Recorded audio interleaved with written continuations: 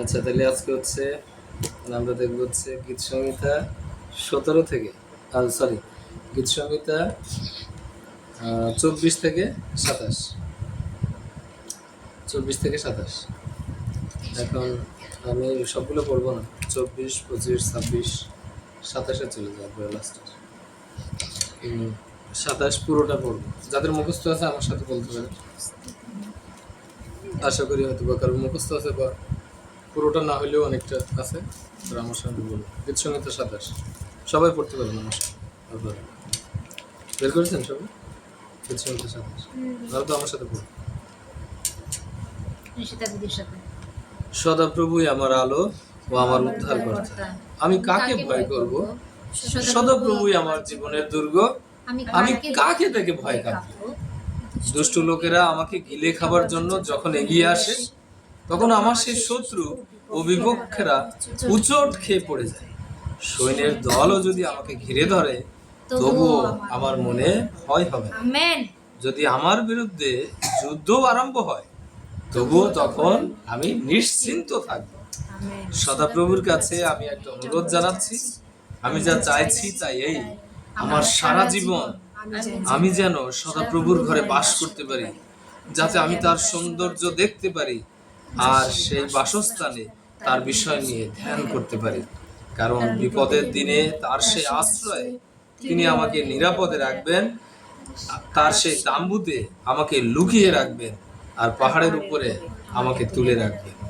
যেসব শত্রুরা আমাকে ঘিরে ধরেছে তাদের চেয়ে তখন আমার সম্মান বাড়বে। আমি তার ঘরে আনন্দে চিৎকার করতে করতে বিভিন্ন উৎসর্গের অনুষ্ঠান করব। আমি সদাপ্রভুর উদ্দেশ্যে গান করব আর তার প্রশংসা গান গাইব। হে সদাপ্রভু, আমি ডাকলে তুমি শুনো, আমার প্রতি দয়া করো, আমার ডাকে সাড়া দিও। আমার অন্তর তোমার এই কথাই বলছে, তোমরা আমাকে ডাকো। হে সদাপ্রভু, তাই আমি তোমাকে ডাকবো। তোমার মুখ তুমি আমার কাছ থেকে ফিরিয়ে রেখো না, রাগ করে তোমার দাসকে তুমি ফিরিয়ে দিও না। তুমিই তো আমার সাহায্যকারী হয়ে আসছো। হে ঈশ্বর, আমার উদ্ধারকর্তা, আমাকে ছেড়ে যেও না, আমাকে ত্যাগ করো না। আমার মা বাবা আমাকে ত্যাগ করলেও সদাপ্রভু আমার ভার নেবেন। হে সদাপ্রভু, তোমার পথ আমাকে দেখিয়ে দাও। আমার শত্রুদের দরুন সমান পথে আমাকে চালিয়ে নিয়ে যাও। আমার শত্রুদের ইচ্ছার কাছে আমাকে ছেড়ে দিও না, কারণ মিথ্যা সাক্ষীরা আমার বিরুদ্ধে দাঁড়িয়েছে, তাদের নিঃশ্বাসের সঙ্গে বেরোচ্ছে অত্যাচার। সদাপ্রভুর দেয়া মঙ্গল আমি জীবিতদের মধ্যেই দেখতে পাবো। এ কথা যদি আমি বিশ্বাস না করতাম তবে আমার কি হতো? তোমরা সদাপ্রভুর উপর আশা রাখো, মনে শক্তি আনো ও সাহসে বুক বাঁধো, আর সদাপ্রভুর উপর আশা রাখো। আমেন। শেষ করে ইংরেজি ট্রান্সলেশন আছে যে, trust in the Lord, I say trust in the Lord. Amen. তাহলে যেহেতু আমরা গীত সংহিতা 24, 25, 26 পড়লাম না, সেখানে হালকা আমরা গীত সংহিতা 24, 25, 26 কি বলা হয়েছে সেগুলো একটু দেখি। গীত সংহিতা 24 মূলত আলোচনা করা হয়েছে ঈশ্বরের সভরেন্টি বা সার্বভৌমত্ব, ঈশ্বরের ওনারশিপ, তার মালিকানা, তারপরে ঈশ্বরই যে ওর্দি আমাদের ওরশিপ পাওয়ার, মানে ঈশ্বরই একমাত্র যোগ্য ব্যক্তি যিনি আমাদের ওরশিপ পান, এবং তিনি হচ্ছে কিং অফ গ্লোরি। এটা হচ্ছে আমরা দেখি গীত সংহিতা 24-এ। গীত সংহিতা 25-এ আমরা দেখি ট্রাস্ট ইন গডস মার্সি, ঈশ্বর দয়ায় নির্ভর করা, সিকিং গডস ওয়েজ, ঈশ্বরের পথ খোঁজা, প্লিডিং ফর ফরগিভনেস, ক্ষমা প্রার্থনা। গীত সংহিতা 26-এ আমরা দেখি টেস্টিং অ্যান্ড এক্সামিনেশন, পরীক্ষা, ওয়াকিং ইন ট্রুথ, সত্যে বাস করা, তারপরে প্রেইজ অ্যান্ড ফেলোশিপ, ঈশ্বর ধন্যবাদ করা, সহযোগিতা। এবং যখন আমরা গীত সংহিতা 27-এ আসি তখন আমরা দেখি যে গড অ্যাজ রেফিউজ, ঈশ্বরকে আশ্রয় হিসেবে, সিকিং গডস প্রেজেন্স, ঈশ্বরের উপস্থিতি খুঁজি, ওয়েটিং অন দ্য লর্ড, ঈশ্বরের উপর নির্ভর করি। ঠিক আছে? এবং যেখানে বলছে দাউদ আজকের এই গীত সংহিতা 27-এ, যেখানে বলছে যে দুষ্টু লোকেরা আমাকে গিলে খাবার জন্য যখন এগিয়ে আসে, তখন আমার সে শত্রু বিপক্ষেরা উচটকে পড়ে যায়। এই ঘটনা অ্যাকচুয়ালি প্রথম সময়ের 17 অধ্যায় 44 পদ। সেখানে কি আমরা দেখতে চাই? প্রথম সময়ের 17 অধ্যায় 44 পদ। তাহলে আমি যাই সাবধান।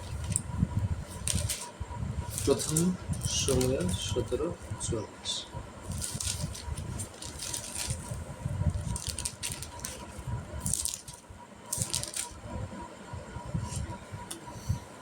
শোনো, সে দাউদকে আরো বলল, এগিয়ে আয়, আমি তোর গায়ের মাংস আকাশের পাখি আর বুনো পশুদের খেতে দেব। মনে আছে এখানেও কি বলছে? গীতসংহিতার সাথে সে বলছে যে দুষ্ট লোকেরা আমাকে গিলে খাবার জন্য যখন এগিয়ে আসে, কে এগিয়ে আসছিল দাউদকে গিলে খাবার জন্য? গলায়াত। বলছে যখন এগিয়ে আসে তখন আমার সেই শত্রু বিপক্ষেরা উচট খেয়ে পড়ে যায়। গলায়াত পড়ে গেছিল না যখন দাউদ তাকে কি দিয়ে মারছিল? গুলতি দিয়ে। তখন যখন তার স্লিং শট তার কপালে গিয়ে লাগে, সে এইভাবে পড়ে যায়, এইভাবে পড়ে যায়, এইভাবে না, এইভাবে। তার মানে কি? তার পশ্চারটা কি? আমরা যখন ঈশ্বরের ওয়ার্শিপ করি কিভাবে? এইভাবে করি না? গলাতে এইভাবে। তার মানে সে মরে গিয়ে ঈশ্বরের গৌরব দিয়ে গেছে। এখানে দেখো কিভাবে কি হয়েছে, তার মূল কারণ একটু সে প্রথম সময় 17 অধ্যায়ে আছে, সেখানে কি বলছে শোনো। দাউদ কিভাবে অ্যাপ্রোচ করছে। তখন দাউদ সে ফিলিস্তিনকে বললেন, তুমি আমার কাছে আসছো তলোয়ার বর্ষার ছোরা নিয়ে, কিন্তু আমি তোমার কাছে যাচ্ছি সর্বক্ষমতার অধিকারী সদাপ্রভু ইসরায়েলীয় সৈন্য দলের ঈশ্বরের নাম নিয়ে, যাকে তুমি টিটকারি দিয়েছ। ঠিক আছে? বলছে সদাপ্রভু আজকের দিনে তোমাকে আমার হাতে তুলে দেবে, আমি তোমাকে আঘাত করব আর তোমার মাথা কেটে নেব। আজকে আমি ফিলিস্তিন সৈন্যদের মৃতদেহ আকাশের পাখি ও পৃথিবীর পশুদের খেতে দেব। তাদেরকে পৃথিবীর সবাই জানতে পারবে যে ইসরায়েলীদের পক্ষে ঈশ্বর বলতে একজন আছেন। যে সমস্ত লোক আজ এখানে রয়েছে তারাও জানতে পারবে যে সদাপ্রভু কোন তলোয়ার বা বর্ষা থেকে উদ্ধার করেন না, কারণ এই যুদ্ধ কার? সদাপ্রভুর, আর তিনি আমাদের হাতে তোমাদের তুলে দেবেন। কি সুন্দর। অনেকগুলো ভার্স আছে, আমি যেতে যাচ্ছি না সেদিকে। আজকে আমার প্রচারের টাইটেল হচ্ছে the discipline of waiting. The discipline of waiting, অপেক্ষা করে থাকার ডিসিপ্লিন। যখন আমরা অপেক্ষা করে থাকি তখন আমরা কি শিখতে পারি, বা কিভাবে আমরা সে অপেক্ষাকালীন সময় কিভাবে ডিসিপ্লিন থাকতে পারি। ওকে,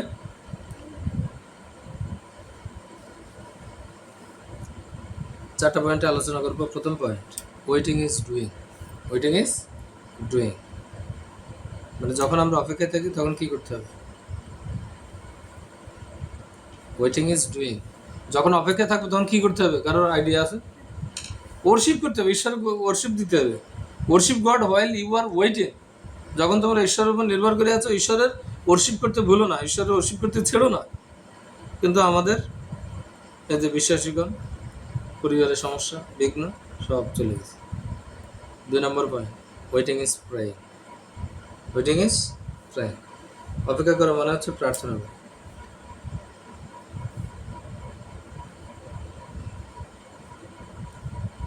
দাউদ কি খুঁজছিল? ঈশ্বরের হাত না ঈশ্বরের মুখ? আমরা সবসময় কি করি? ঈশ্বরের হাত খুঁজি, এই জন্য আমরা ডিপ্রেসড হই, হতাশ হই। আমাদের খুঁজতে হবে ঈশ্বরের মুখ। Seek the face of God, not the hand of God. 3 number point, waiting is learning. যখন আমরা ওয়েট করি তখন আমরা শিখি। আর 4 নম্বর শেষ point, waiting is trusting. Waiting is trusting. অপেক্ষা করা মানে ট্রাস্ট করা, বিশ্বাস করা। কিসে বিশ্বাস করা? ঈশ্বরের সময়ে বিশ্বাস করা। কয়েকটা উদাহরণ দিই।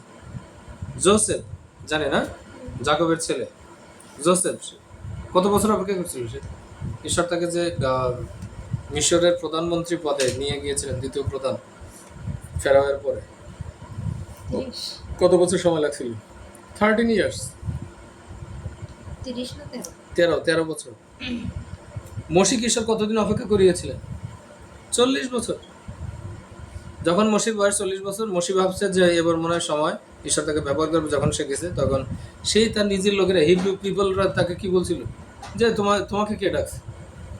ঈশ্বর 40 বছর সে চলে গেছে গিয়ে মিডিয়ার সেই পাহাড়ে সে সময় কাটেছে 40টা বছর। তারপরে ঈশ্বর তাকে ব্যবহার করছে। 80 বছর বয়সে মসি ইসরায়েলদের উদ্ধার করতে আসছে। জ্যাকব, যার কথা বললাম, জোসেফের বাবা, সরি, তাকে কত বছর অপেক্ষা করেছিল ঈশ্বর? 14 বছর। সে পছন্দ করতো এই লেবানের 2 মেয়ে, ছোট মেয়েকে না, কিন্তু প্রথমে বড় মেয়েকে দিল। ছোট মেয়েকে পাওয়ার জন্য আরো 7 বছর, না 7-14 বছর ঈশ্বর তাকে। সে ভালোবাসতো লিয়াকে, কিন্তু রেচেলকে ভালোবাসতো। তারপরে হচ্ছে সে রেচেলকে পাওয়ার জন্য প্রথমে লিয়াকে বিয়ে করে 7 বছর, তারপরে আবার 7 বছর সেই রেচেলকে পাওয়ার জন্য। দাউদ কত বছর অপেক্ষা করেছে? 15 + 7, টোটাল 22 বছর গোটা ইসরায়েলের উপর রাজা হওয়ার জন্য। আব্রাহাম আর সারা কত বছর অপেক্ষা করছিল সন্তানের জন্য? প্রতিশ্রুত সন্তানের জন্য 25 ইয়ার্স। ওই যে বলেছিলাম যে আব্রাহাম যখন ওর কলদীয় বা ক্যালডিয়ান থেকে যখন যাত্রা শুরু করে, সমস্ত কিছু ছেড়ে সে 800 মাইল পথ গিয়ে সেখানে রেস্ট নেয়। সে জায়গাটার নাম হচ্ছে, আমি যদি বলনা করি, হারান, না হারান। সেখানে গিয়ে রেস্ট নেয় এবং তারপরে আবার 600 মাইল সেখানে রেস্ট নেয়। কত বছর? 25 ইয়ার্স। এবং ঈশ্বর শেষ 25 ইয়ার্স তার জীবন থেকে ম্যানেজ করছে। যিশু কত বছর অপেক্ষা করছে? স্বয়ং ঈশ্বর 30 ইয়ার্স, 30 বছর। তারপরে যিশু মিনিস্ট্রি শুরু করে। তাহলে আজকে যদি আমরা কোনো কিছুর জন্য ওয়েটিংয়ে আছি, কি করতে হবে? আমাদের ওয়ার্শিপ করা ছাড়া যাবে না, প্রার্থনা করতে হবে, শিখতে হবে এবং বিশ্বাস। ঈশ্বর তো বাক্য বলে দিই। আমেন।